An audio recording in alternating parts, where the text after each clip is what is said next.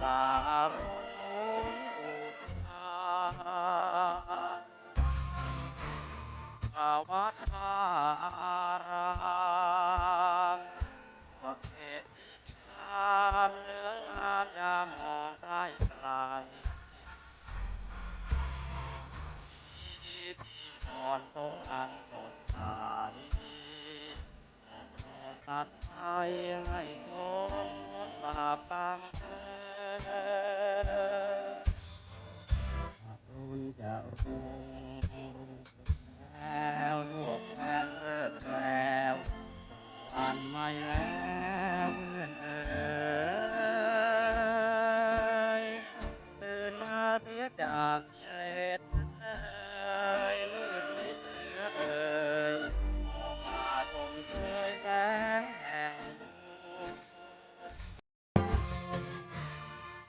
วัดอารามว่าเหตุการณ์เรื่องงานยามองใกล้ปลายวอนตรงอันสดใสตัดไปให้พ้นบาปกรรมเอ่ยรุ่งจะรุ่งแล้วทั่วแผ่นแล้ว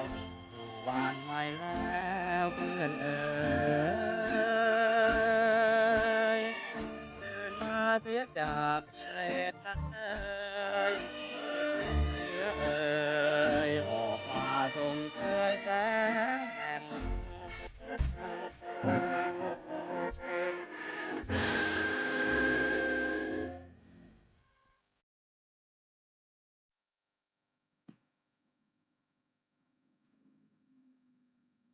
เจริญพรท่านสาธุชนทั้งหลายรายการธรรมทานจากวัดพุทธปัญญาเมืองพอมโนารัฐแคลิฟอร์เนียประเทศสหรัฐอเมริกาวันนี้11เมษายนพุทธศักราช2561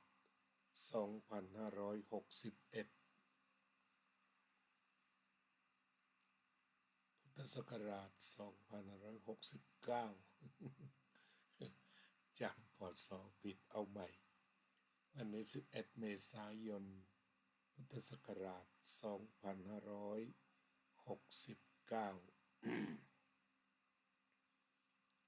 อาตมาเพิ่งเดินทางมา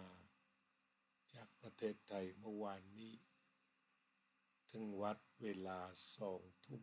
ตรง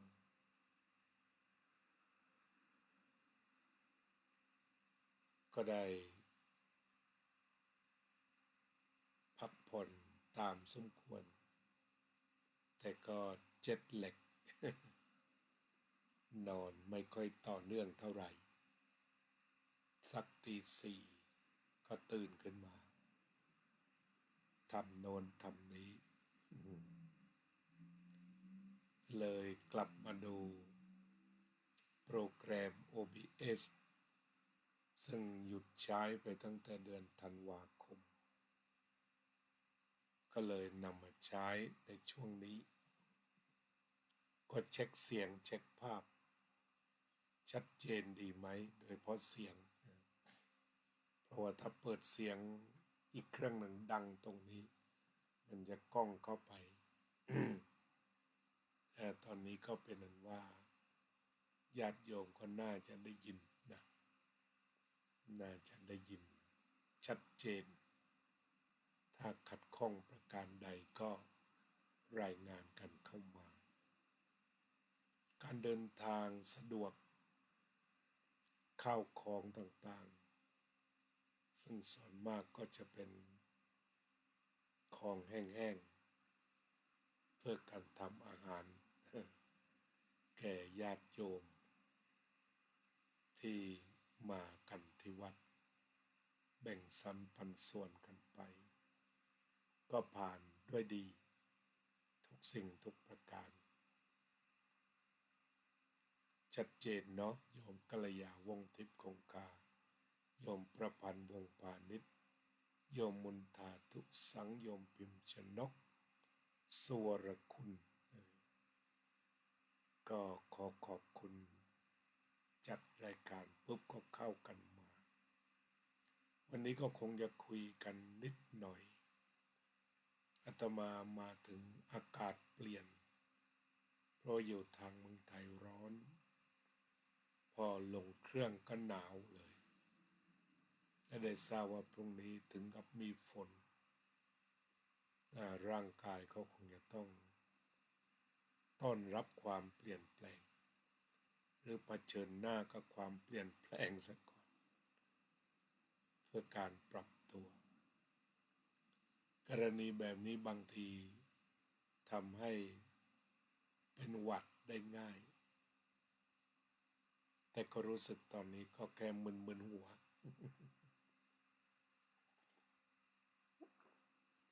ก็คงจะนั่งฉันน้ำซะก่อน ให้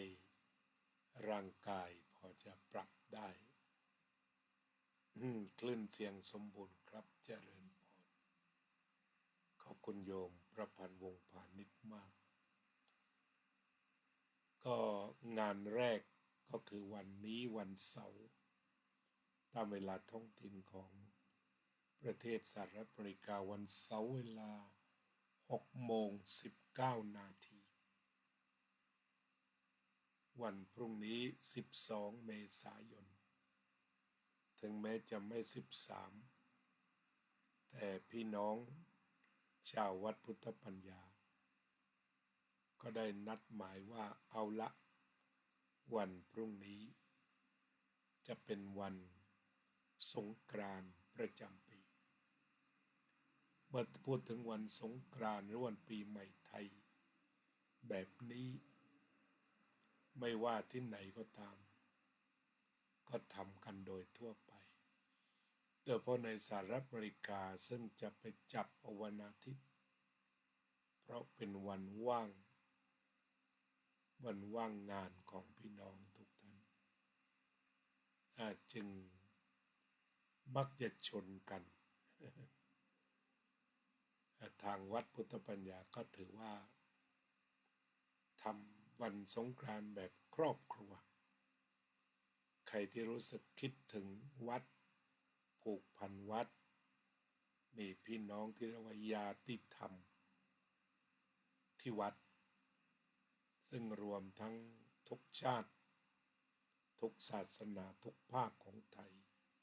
ใครจะมาที่วัดพุทธปัญญาก็ถือว่าเป็นวันรวมญาติรวมพี่รวมน้องพิธีการก็เหมือนเดิมทำวัดเช้าสวดมนต์กันนั่งสมาธิก็เป็นไปได้10 โมงให้มารวมตัวกันให้ได้เพราะว่าบางคราวญาติโยมชอบสวดมนต์แต่ว่าสวดยาวไม่ได้เพราะเวลาจะบีบไปถึงบิณฑบาตอะไรต่างๆเนี่ยมันน้อยไปหมดเลยญาติโยมก็จะมาฮือกันตอน11 โมงถ้าเป็นไปได้ ว่างสักวันหนึ่ง10 โมงมาพร้อมกันก็เริ่มทำวัดสวดมนต์ทำสมาธิก็มาทำบุญพิเศษเราก็ทำแบบนี้ตามทิศทางนี้สิ่งที่จะต้องบอกกันทุกครั้งเวลาวัดพุทธปัญญามีงานก็คือให้นำอาหารกันมาทำบุญถวายสังฆทานปีนี้มีพระทั้ง3 วัดทั้งวัดพุทธปัญญาวัดทุ่งเศรษฐีวัดพระธาตุพนมอเมริกาอันเป็นวัดในเครือข่ายที่มาทำอุโบสถสังฆกรรมด้วยกันท่านว่างก็เมตตามางานที่วัดพุทธปัญญาเป็นแต่ว่าจะมีการตักบาตรทำบุญ8 รูปตักบาตรพระ8 รูปวันเราง่ายๆก็คือว่าเตรียมข้าวมาสัก10 ช้อนตักให้พระรูปละ1 ช้อนเล็ก 8 รูปแล้วโยมก็กินเองสัก2 ช้อนแล้วก็ทานของอื่นด้วย ส่วนอาหารการรับประทานก็นำมาตามที่เห็นสมควรมีอะไรก็นำสิ่งนั้นมาแบบสบายๆพอมารวมตัวกันก็กลายเป็นโต๊ะขนาดใหญ่ก็สามารถรับทานอาหารกันได้รับทานอาหารเสร็จถ้าเหลือก็แบ่งปันกลับบ้านกันไปการรดน้ำผู้สูงอายุก็จะทำช่วงบ่ายหลังจากรับประทานอาหารเสร็จก็ตีซะว่าบ่ายโมงแต่เนื่องจากมีพยากรณ์อากาศว่าฝนลง 95%ก็จะต้องปรับที่ซะหน่อยถ้าไม่เช่นนั้นละสบายที่สุดเลยท่านดร.พระมหานรินทร์แม่งานใหญ่ก็จะปรับที่ทำอยู่ในศาลาโปร่งใจก็เราจะมีภาคร่มหลังคาแล้วก็มีทั้งภาคร่มไม้แต่ถ้าฝนลงหนักเราก็จะต้องอยู่กันในหลังคาไม่ค่อยกว้างนะก็เป็นนั้นว่าศรัทธาแล้วก็มาฝนตกเปียกก็ไม่เป็นไรถือว่าเทวดารดน้ำด้วยก็แล้วกันอันนี้ก็พูดคุยนัดหมายงานสงกรานต์ของวัดพุทธปัญญาหลักธรรมสงกรานต์ก็คือมาเป็นมิตรเป็นสหายมากระชับมิตรภาพหลักธรรมจึงมีเมตตากายกรรมเมตตาวจีกรรมเมตตามโนกรรมโยมสุนิตวงศ์สุเทพเมตตากายกรรมเมตตาวจีกรรมเมตตามโนกรรมหลักธรรมสงกรานต์ก็คือมากันด้วยเมตตาฉะนั้นการแสดงออกก็คือนำข้าวปลาอาหารของหวานผลไม้มาแบ่งสรรปันส่วนกันรับประทานหลังถวายสังฆทานแล้วใครคิดจะทำขนมอะไรแปลกๆก็ทำกันมาคนละนิดคนละหน่อยรวมแล้วเยอะมันเป็นวันสามัคคีเมตตาวจีกรรมพูดจาไพเราะเป็นมิตรภาพกันเมตตามโนกรรมหวังดีต่อกันทิฏฐิสามัญญตามีความเห็นตรงกันว่ามาวัดยังเป็นที่พบปะพี่น้องจากทั่วทิศได้วัดยังทำหน้าที่เป็นศูนย์กลางพบปะพี่น้องได้ทิฏฐิสามัญญตาศีลสามัญญตาแล้วก็สุดท้ายก็คือสาธารณโภคีนำของมาแบ่งสรรปันส่วนกันรับประทานโยมสุนิตพงศ์สุเทพอาจารย์สาธิตติรปัญโยสวัสดีครับผมเอานะอาตมาก็พบปะพี่น้องแจ้งงานฟังธรรมะสั้นๆซะก่อนเดี๋ยวจะเดินปรับตัวให้มันร้อนสักนิดหนึ่งเพื่อที่จะต่อสู้กับความหนาวถ้าเกิดไม่อย่างนั้นก็จะปรับเจอหวัดได้เหมือนกันก็ลองต่อสู้ดูไปสักระยะหนึ่งเช่นเคยทำสมาธิสัก2 นาทีก่อนจะแผ่เมตตา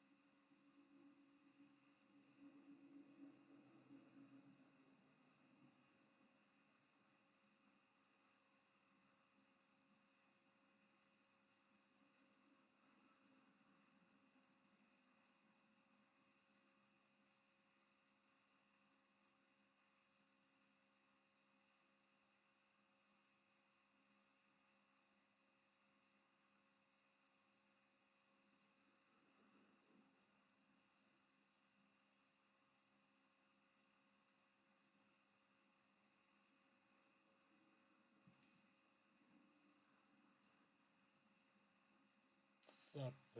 สัตตาสัตว์ทั้งหลายที่เป็นเพื่อนทุกข์เกิดแก่เจ็บตายด้วยกันทั้งหมดทั้งสิ้นอเวราโหนตุจงเป็นสุขเถิดอย่าได้มีเวรแก่กันและกันเลยอัพพยาปัจจาโหนตุจงเป็นสุขเถิดอย่าได้พยาบาทเบียดเบียนซึ่งกันและกันเลยอนีฆาโหนตุจงเป็นสุขเถิดอย่าได้มีความทุกข์กายทุกข์ใจเลยสุขีอัตตานังปริหะรันตุจงมีความสุขกายสุขใจรักษาตนให้พ้นจากทุกข์ไปทั้งสิ้นเถิดอภิวาทนาสีลิสะนิจจังวุธาปัจจายโนจัตตารโอธรรมาวัฏันติอายุวันโนสุขังภลัง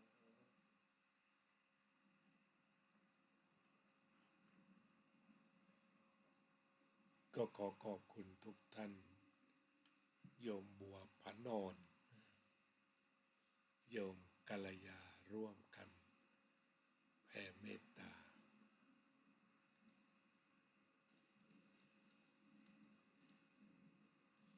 ขอความสุขสงบเย็นจงบังเกิดขึ้นแก่ท่านสาธุชนทุกท่านเถิด